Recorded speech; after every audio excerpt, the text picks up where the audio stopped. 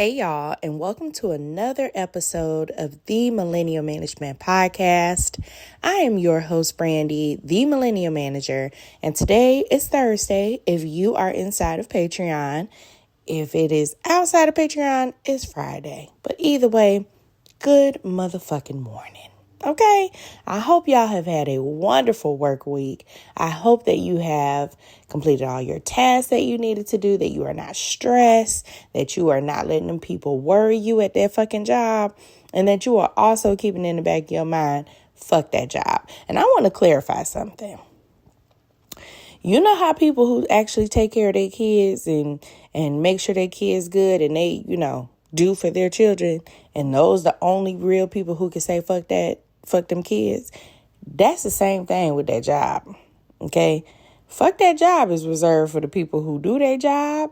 We're not going to let this job take us down. We're not going to let this job take us under. Okay? If y'all asses ain't doing what you're supposed to do at work now, that's you taking it to a whole other place, because that's not the original meaning. Okay? Okay. Now, today's episode is going into the empowerment conversation that we had on the Monday Motivation. So inside of the Monday Motivation, we're talking about empowering teams and how management is supposed to be really supporting the team so that they can mature in their position and eventually grow out of that. I feel like a lot of times there are some managers who that's not their goal necessarily.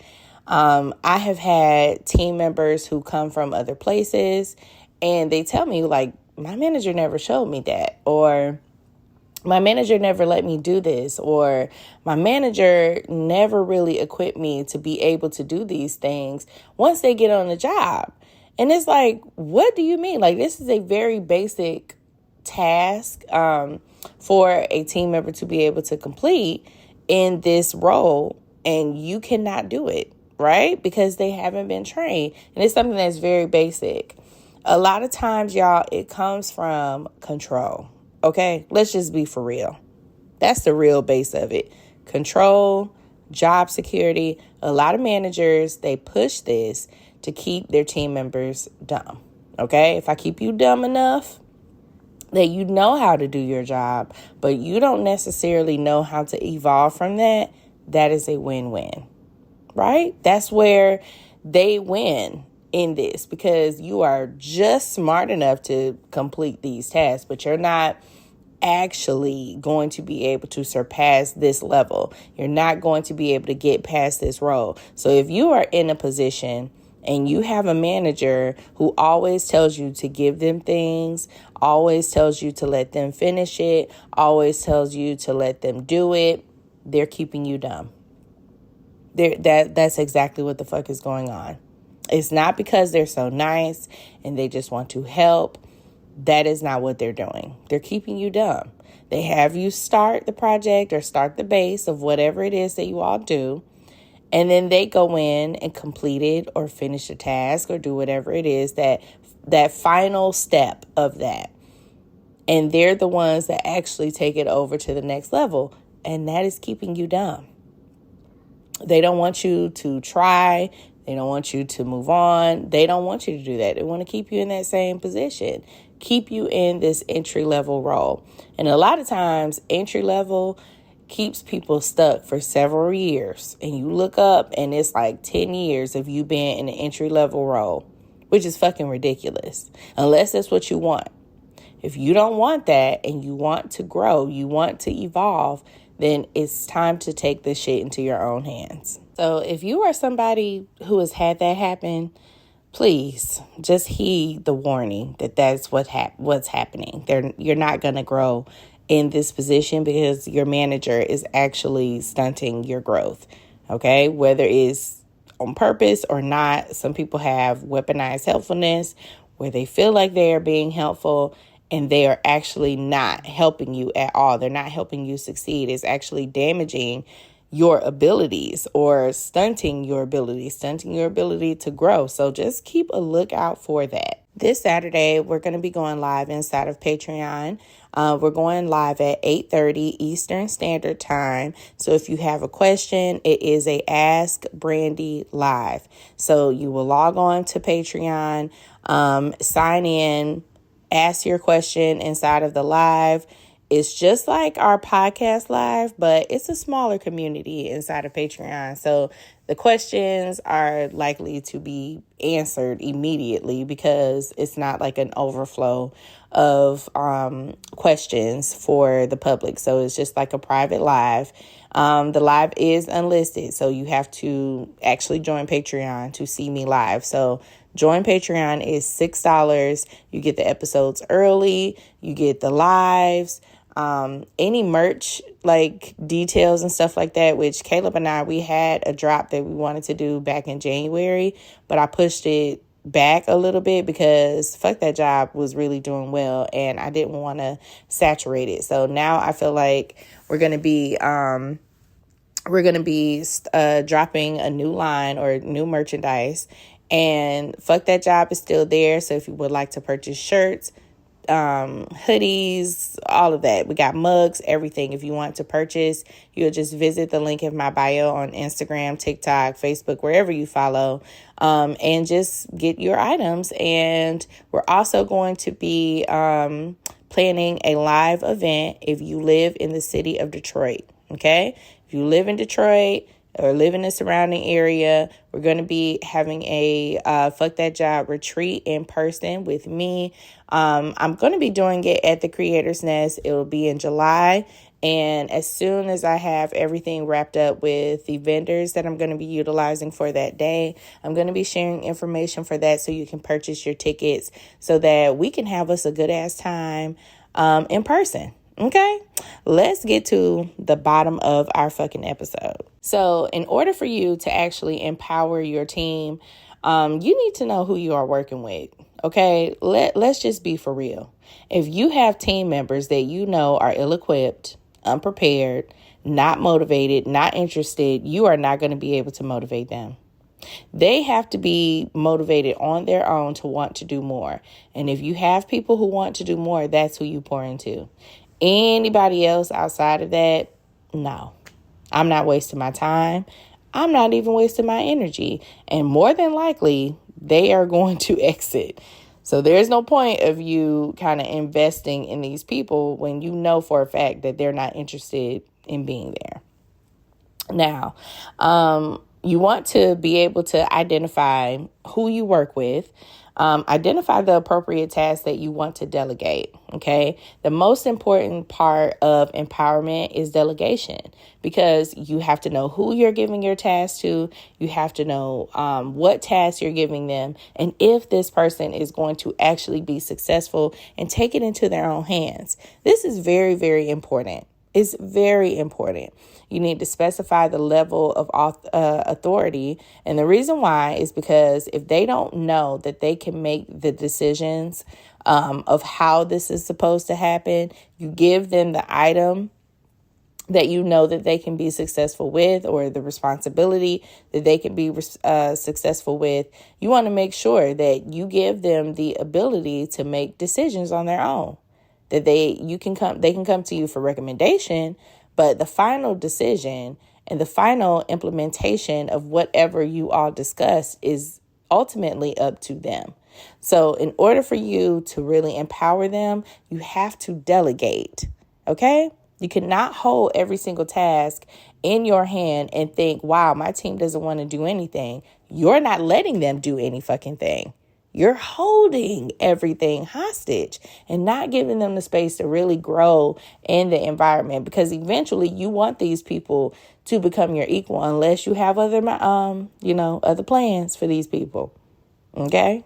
Like if you are not interested in having your team be successful, if you are not interested in having your team grow, this conversation is not for you. Please know that. If that's not what your interest is, go ahead, log out, baby. Because I'm talking to people or to managers who are looking to push their team forward, right? They really want to equip them so that they can leave, right? You don't want to be managing the same people for the next 25 years. No. Why the hell would I want that? I want these people to grow. I want these people to move on. So the next step after delegation is, of course, empowerment. Making sure that you build trust and confidence in your team members' abilities, and make sure you communicate that. So after you have delegated the specific task to them, make sure that you are empowering them by saying, like, I know that you can complete this task. I feel like you are successful at this. You've done this before, and give them promise. After you do this, let's add more things to your responsibility or to your plate, other than like the things that they do every day. I feel like this is how team leadership comes into play. This is where supervisors come from. Supervisors come from employees who are doing a really good job. And that's where you want to pull your supervisors. That's where you want to pull your team leads. You don't take them directly into management, but you let them be a team lead first. See how they are able to handle multiple responsibilities. See how they're able to lead a team and really cultivate that, and then take them into management. So now that you're empowering your team, you are providing opportunities for growth and development, which is the training part. Okay. You cannot just stick these people in positions and be like, okay, you got it. No, you need to train them. You need to mentor them. You need to offer challenging assignments, like things that are a little bit past their abilities, but give them the opportunity to grow into it, and don't set them up for failure. If you give somebody a task as far as delegation, but you don't train them, you don't nurture them, you don't mentor them, then you fucked up already. And you made them not be able to do their job because you're not making sure that they have the proper training or any of that. You're setting them up for failure, really. So that's another thing. If you're not willing to do that, then just don't even worry about it. Now, when I say delegate, y'all, don't be delegating bullshit. Delegate a real task that has value, because if you give them something that is not meaningful, people can pick up on that shit. Don't give me no little baby task like what you'll give your kids or a toddler to make them feel important. Don't do that. Don't patronize. Are you someone who tries to drive while distracted by your phone? Someone who props it on the steering wheel or peeks down at it for a glance? Or just scrolls and scrolls? If so, you could be the next person to get into a fender bender, get a ticket, veer off the road, or even cause a crash that kills you or someone else. Enough already. Put the phone away or pay. Paid for by NHTSA. This episode brought to you by Progressive Insurance. Do you ever find yourself playing the budgeting game? Shifting a little money here, a little there, and hoping it all works out? Well, with the Name Your Price tool from Progressive, you can get a better budgeter and potentially lower your insurance bill too. You tell Progressive what you want to pay for car insurance, and they'll help find you options within your budget. Try it today at Progressive.com. Progressive Casualty Insurance Company and Affiliates. Price and coverage match limited by state law. Not available in all states. These people, give them something that is a meaningful task, something that is important to the team, and that is essential. And when you do that, you'll find that everybody is working together in harmony. Okay? Everybody has a responsibility. Everybody has something that they need to do. And it all comes together and makes a really good team. That's why y'all teams be fucked up. Because the team does not have a clear outline of what everybody's output is. Everybody's doing everybody else's job. Nothing is outlined. Nothing is organized. And then that's how you keep having people, well, I feel like you're doing my job. No, I feel like you're doing my job. And it's drama because you don't have no outline. You don't have anything in the stand that says, okay, this is Brandy's responsibility. This is, Carol's responsibility. Like, you need to make sure it's clear that there is no overlap, okay? Or on the things that overlap, there are also things that's inside of that is not their responsibility or is someone else's responsibility. And it's very clear. Those are the parameters that you need. Lastly, make sure that you support their decision, okay? you have to show that you support it. Now, if it's a bad one and you know for a fact that this is not going to work, that's something totally different. You're not supporting mess. But if you know that this is a good idea and you really want to pour into your team, even if that idea is better than yours, push it. Don't put ego in this. The whole part of becoming a better manager is to remove the fucking ego. If you have an ego and you don't want people being better than you don't want people being smarter than you don't want to have a team who is more equipped, who is able to do these things, you are a fucking terrible manager. You really are. Because your ego is in the way. So remove the ego, okay? Delegate to your team. Empower your team to do better and make sure they have the resources and the methods to be great at this position. Okay? Thank you so much. Let's get to our first email. All right. It says, "Hi, Miss Brandy. Hey, boo. I have to start by saying that I absolutely love your content and thank you for making content that makes navigating the workplace a lot easier. It is my pleasure, Betty. I love it. So here's my situation. I work in theater or theater entertainment as a catering supervisor part-time. I love what I do, but I cannot stand the leadership. Oh, damn. What they doing? These people do not care about the people that work for them or the amount of time given to them. They don't even know what they are doing or even have an answer towards anything being done. For example, they are about to hire a sixth director in 3 years for my department. Should I go on? Damn, 6? Oh my God. For a little context, I don't have a job description until I wrote it, then submitted it like a dummy. I have had 4 managers in the last 9 months. Although my current manager is very knowledgeable and capable of doing the job, but they are hurting her value too. Trust me, there's more, but won't carry on into that.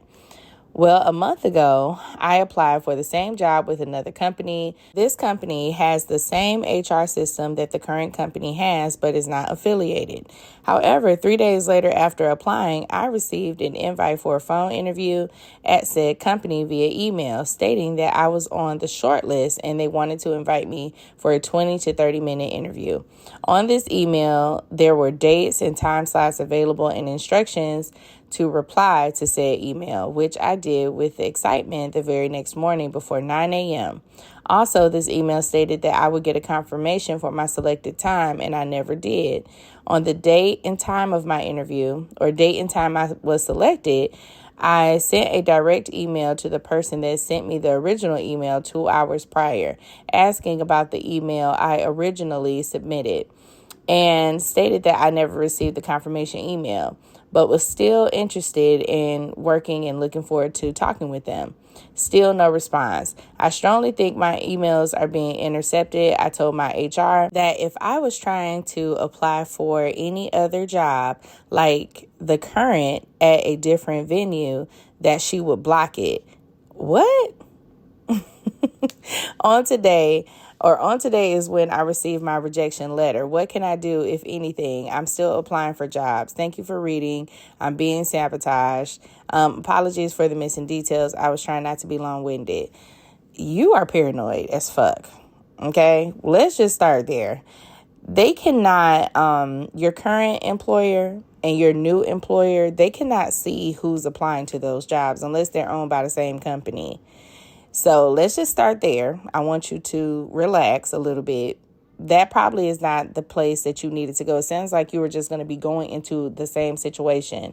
If you received a rejection letter, thank God. Okay, rejection, sometimes, what is that saying? Man's rejection is God's protection. You better thank the Lord, because it sounds like your ass was going to go into something that's even more unorganized, even more unstructured, and you don't want that. So be thankful that you got that rejection, or you were told. I see your email now. You said you were told.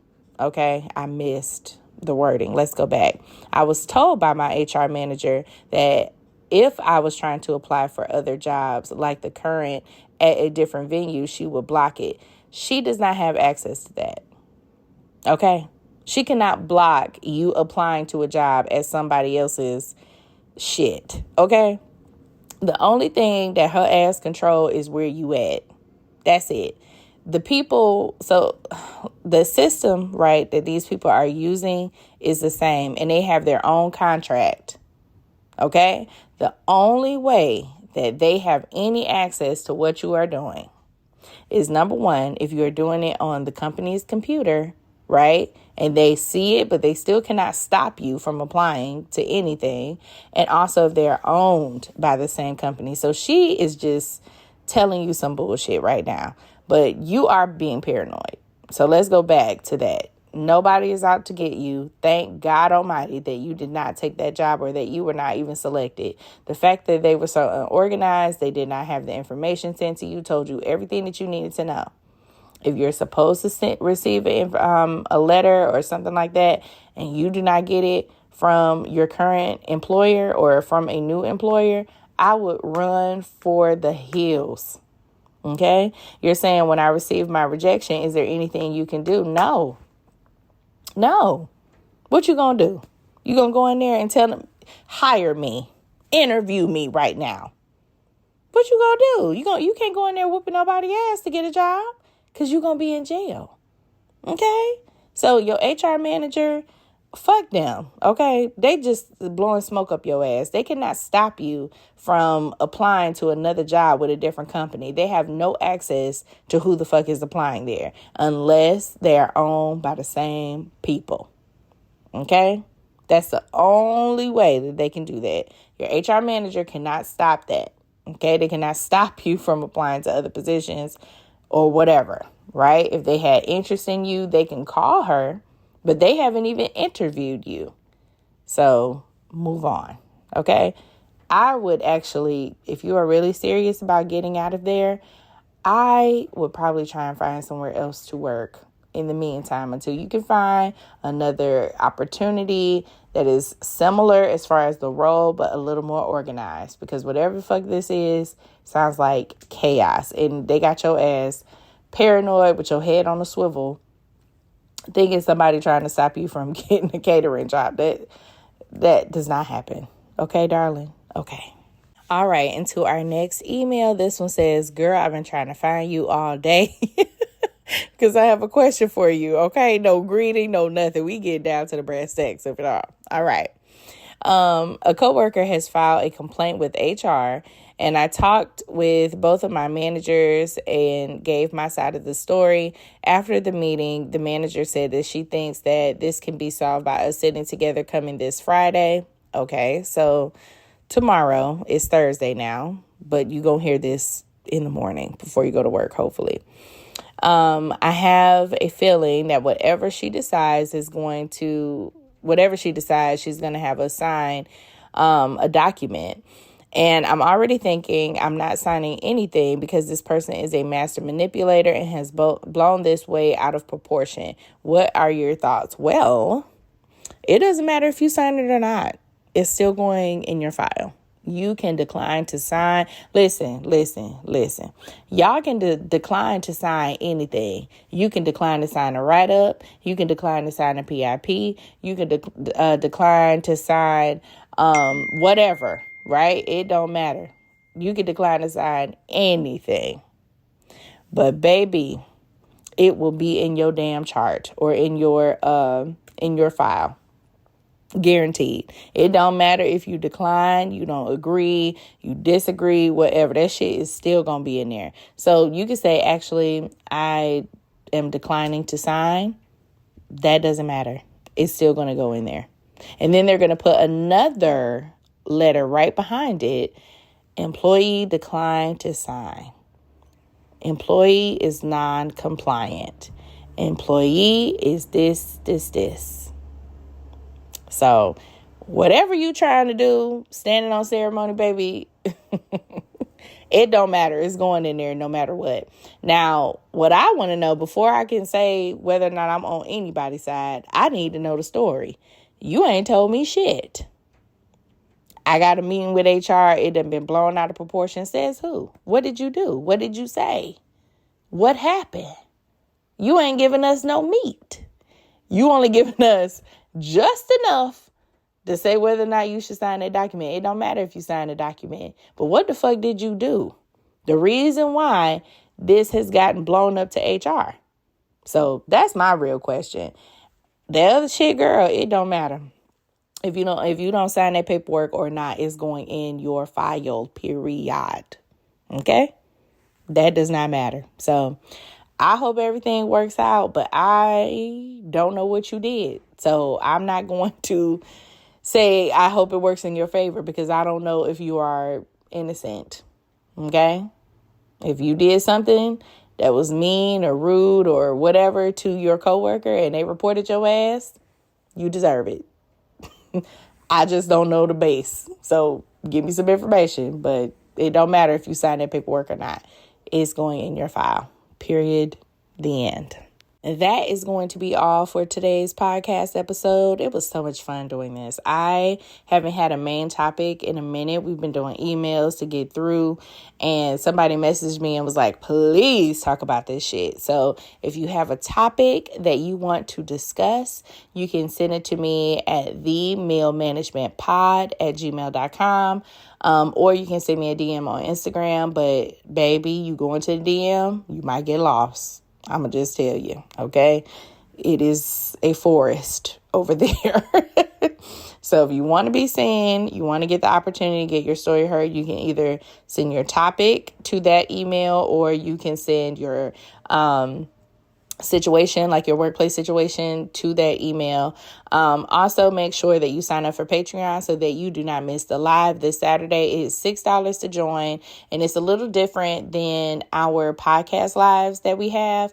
In the podcast lives, it's more expensive, number one, because it's to the public. Inside of Patreon, it is only the Patreon, and you pay that $6 and you get access to everything, right? You get access to the early episodes, you get access to the lives.